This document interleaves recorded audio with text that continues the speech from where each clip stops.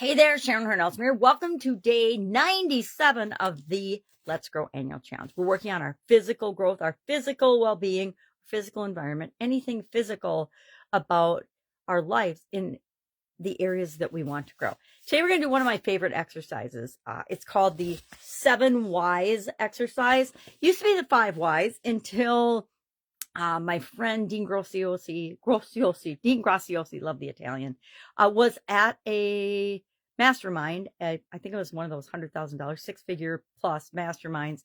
And I don't remember who he learned it from, but whoever was teaching that day taught the technique of, instead of just going 5 whys deep, going 7 whys deep when you have a question. So today we are going to ask ourselves a question like, and I'll run through mine because I just ran through it. Every time I run through this, I learn something new about myself or something that's still stuck that I need to deal with. And that's what happened today. And so I just ran through this and I'm going to share mine quickly to see if it's helpful and show that there's incredible power in asking yourself why. And I say 7 plus why, because sometimes it takes 8 or 9 or 10 whys to actually get down to the root cause of what's going on with us, the root emotion, the root experience that happened that we still haven't let go of or get over, which is what I discovered today. I thought I've gotten over this, but apparently I haven't, because it came up in this exercise today. So what we're going to do is ask ourselves, why do we want to have physical growth? And what will happen is whatever's most important to you will pop into your head and you'll start thinking down that line. Maybe it's diet or nutrition. Maybe you've had a health scare or a health challenge or a disease that's going on. Whatever's most important to you will come up. And then you ask yourself, well, why is that? And you do that 7 times and you come up with some of the most enlightening things and the most incredible information about yourself that you never really realize. At least that's what happens to me as I go through it. Like I said, I learned the 5 why exercise probably from Tony Robbins, I'm guessing, back in the 1980s or early 1990s. Might have been from a different, guru or coach or mentor. I don't remember anymore. The older you get, the more everything merges together as you've used it and made it your own, and you forget where it actually came from. But I'm thinking that's like an NLP Tony Robbins kind of thing.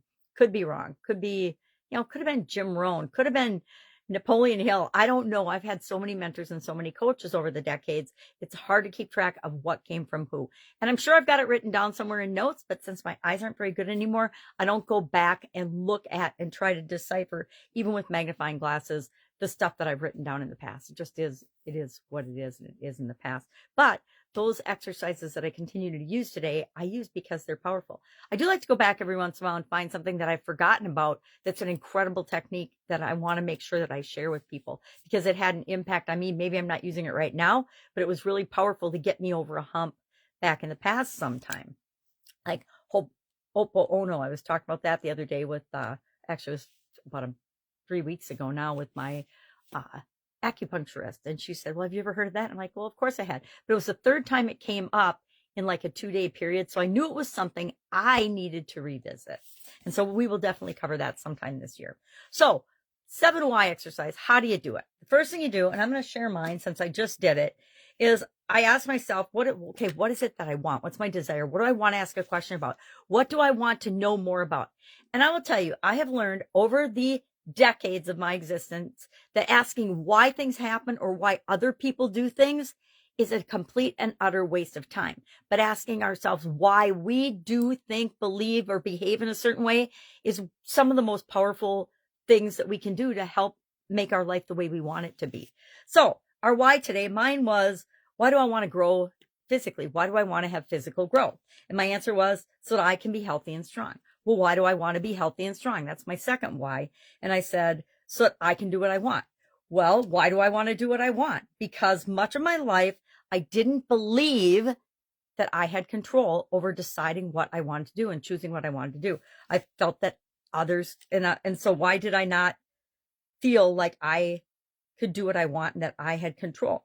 And here's the biggie, because I gave permission to and gave away my personal power and let other people choose and decide, and some cases manipulate, some cases just influence, some cases domineer, some and different levels of control. But I let that happen. I have to take personal responsibility for the part of that that I could control, can control, or could have controlled.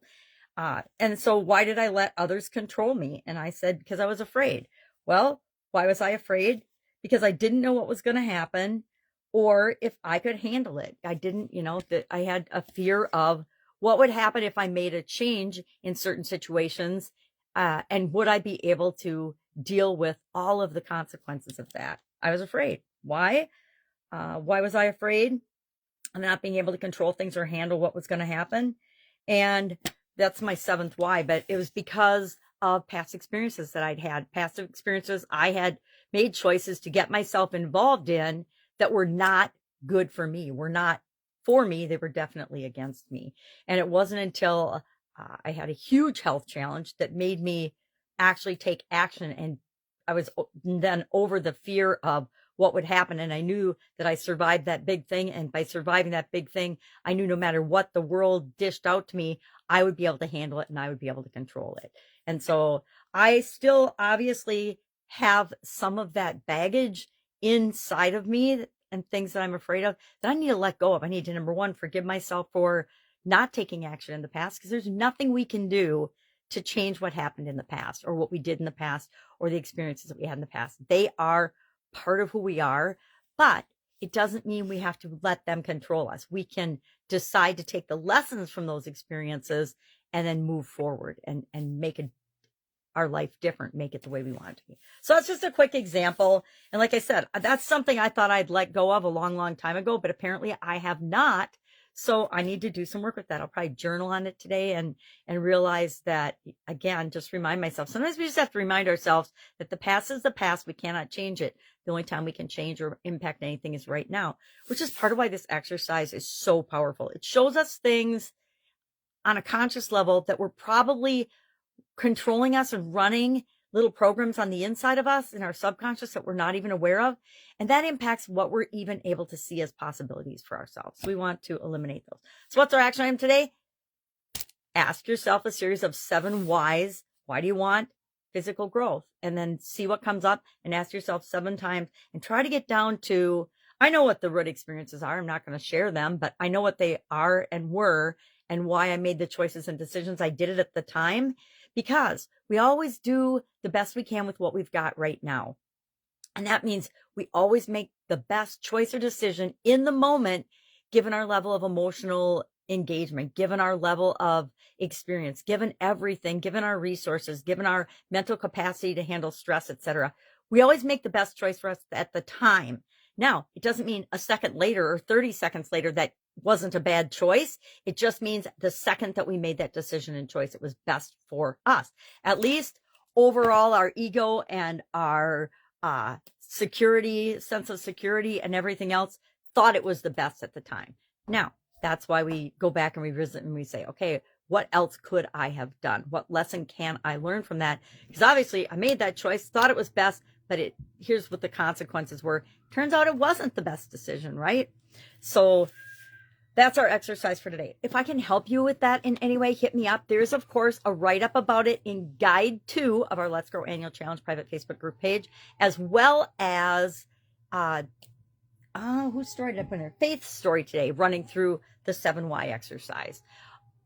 Also, in the Get Up and Go Challenge private Facebook group page, there are at least probably a dozen or more examples of the 7 why exercise for different areas and aspects of our life. And at least a couple of those are with physical well-being, physical goals, etc. Not physical growth, but isn't physical growth physical goals? Very similar. All right, that's it. Have an awesome day. And I will, of course, be with you tomorrow.